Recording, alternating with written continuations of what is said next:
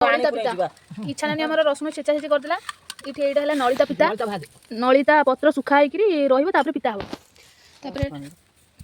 एठी आलू सिजा होइकरी रखा हला एबे नलिता पिता भजा हबो भजा सरीगला नलिता पिता खाली पड़िबो उठिबो खोलिकरी एठी गुंड करती से नलिता पत्र को तो तेल पड़ सारी लंका पड़े लंका पड़ सारी फुटण फुटा है नलिता पिता मझे मझे खाइबाटा भल देह भल रसुण पड़ा तो रसुण टिके होगला पड़ो जो आलू सीधा रखाई रसुण पूरा नाली होगला पड़ो पिता पिता पड़ सारा सीझा होकर आलू पड़ो तार स्वाद बहुत ही भल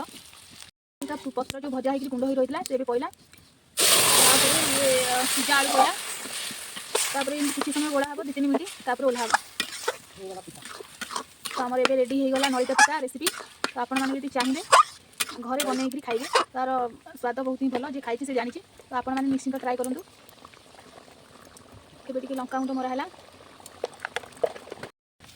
गैस रोसई चुली रोसई बहुत ही भल तार गोटे अलग प्रकार थाई बास्ना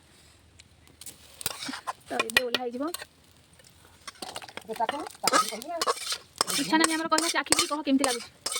इच्छा नानी माने मो जेजेमा